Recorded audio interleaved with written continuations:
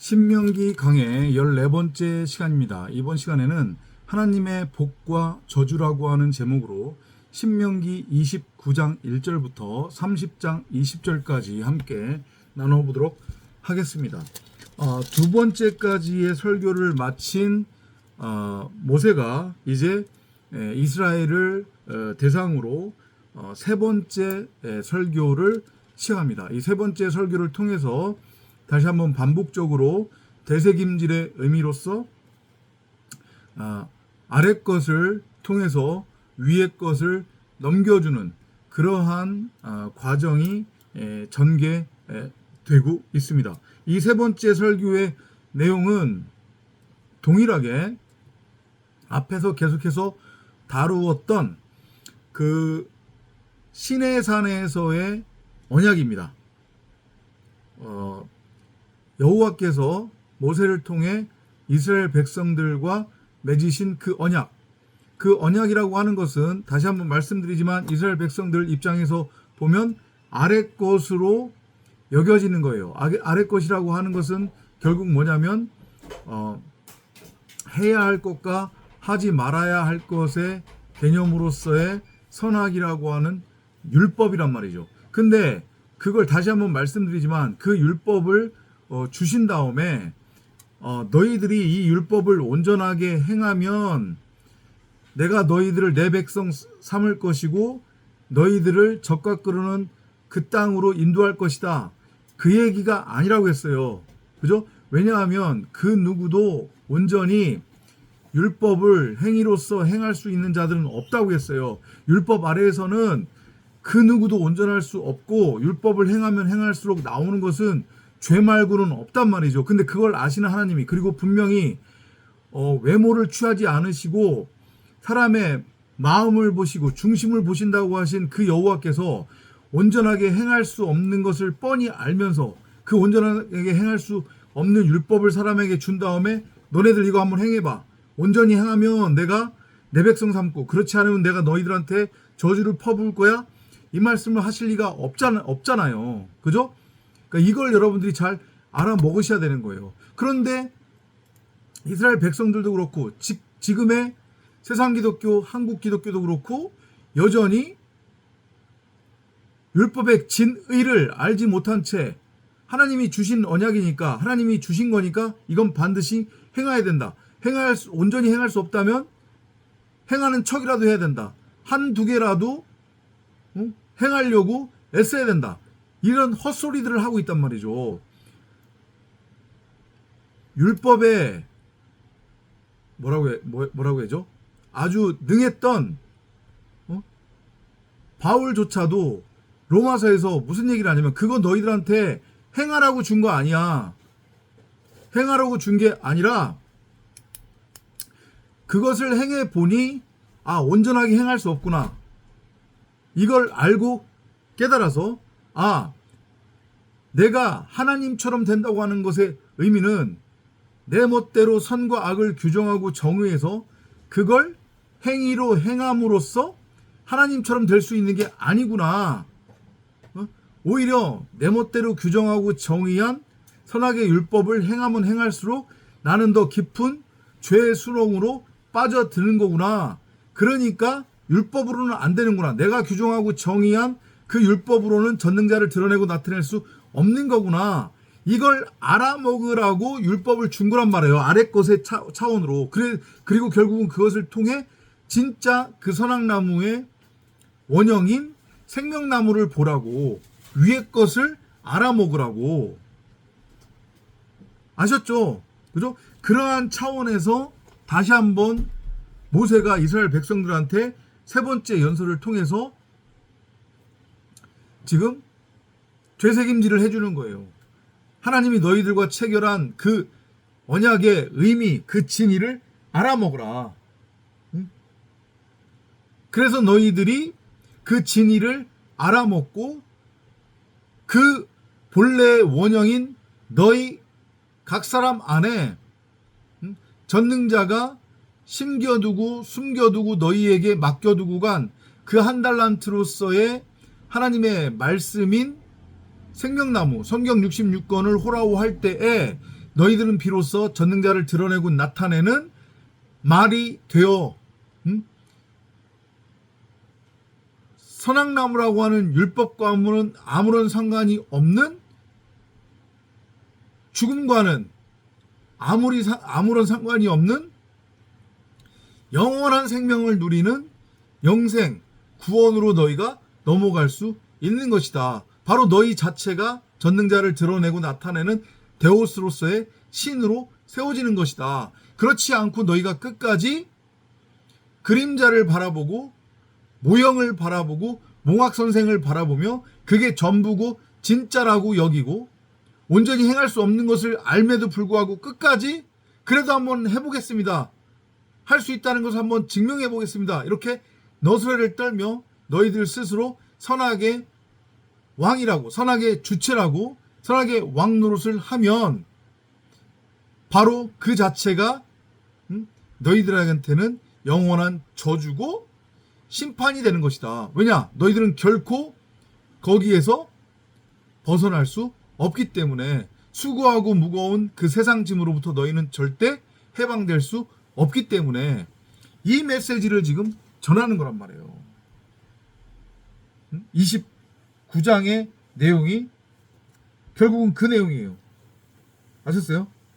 그러면서 이제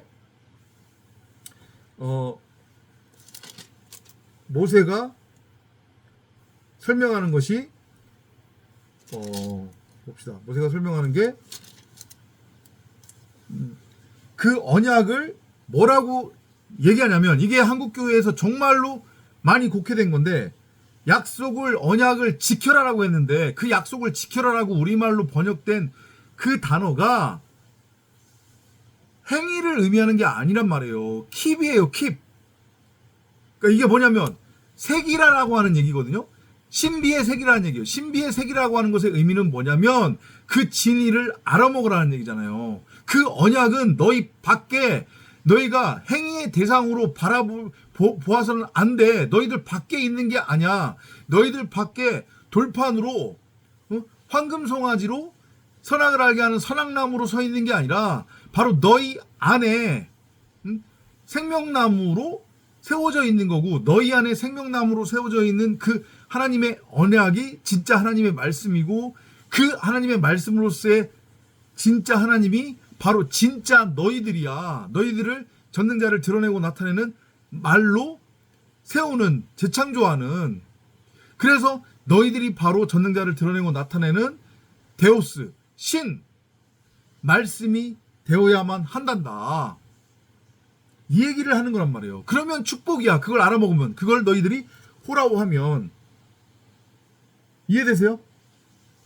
반면에 같은 얘기지만 그걸 알아먹지 못하고 끝까지 선악 운운하고 이것은 행해야 되고 이것은 행하지 말아야 된다.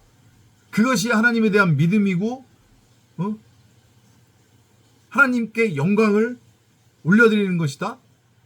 이딴 소리하고 있고 허구한 날 입만 열면 율법, 윤리, 교훈, 교리, 도덕, 세상사람들의 삶의 적용 지침 이딴 타령들 하면서 여전히 땅적인 존재로 살아가려고 하고 있다면 땅적인 존재로 살아가면서 땅의 복을 누리면서 그걸 하나님께서 주시는 복이라고 하고 그게 바로 하나님께 영광 돌리는 것이라고 우기고 있으면 영원한 죽음으로 넘어가게 될 거란 얘기를 하는 거란 말이에요. 지금 그게 바로 저주다. 그러니 너희들은 선택하라. 생명으로 넘어갈 것이냐 아니면 영원한 죽음으로 넘어갈 것이냐. 30장으로 이제 넘어가는 거 연결이 되는 거란 말이에요. 응?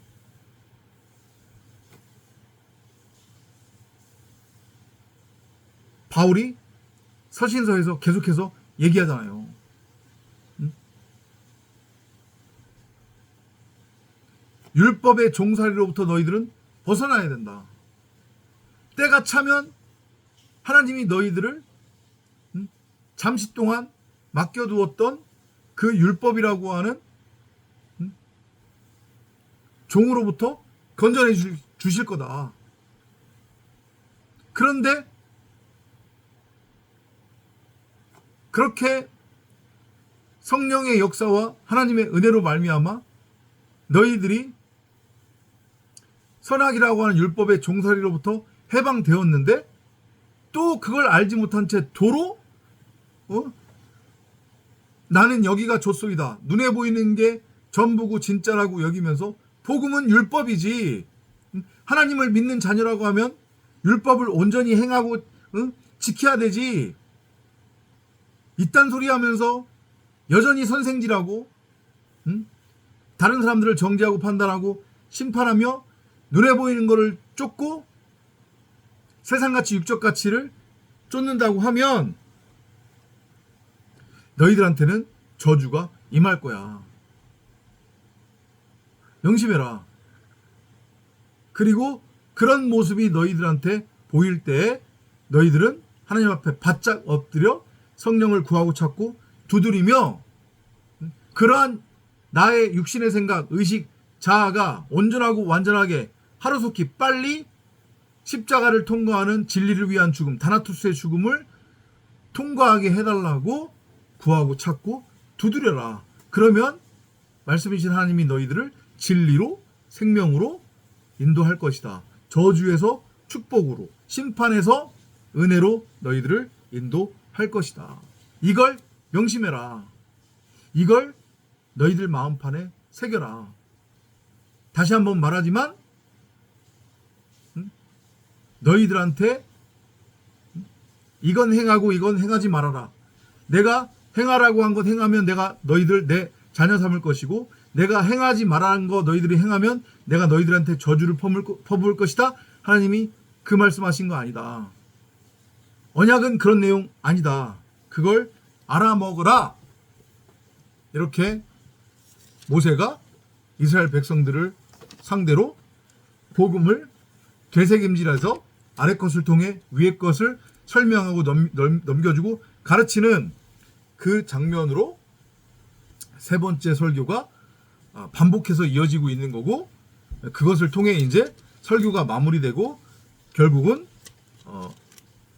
율법에서 진리로, 선악나무에서 생명나무로, 그래서 결국엔 전능자를 드러내고 나타내는 말로 세워지는 그 모형이 완성이 되면서 신명기가 마무리되는 그러한 일련의 플롯으로 여러분들이 신명기를 이해하시면 되겠습니다. 이번 신명기 강의 14번째 영상은 이것으로 마무리를 할 거고요. 이제 신명기 강의 15강 15번째 그리고 16번째 이렇게 두 강의가 남았습니다. 그 두 강의를 끝으로 해가지고 신명기 강의도 마무리하도록 하겠습니다. 다음 시간에 또 찾아뵙도록 하겠습니다. 안녕히 계십시오.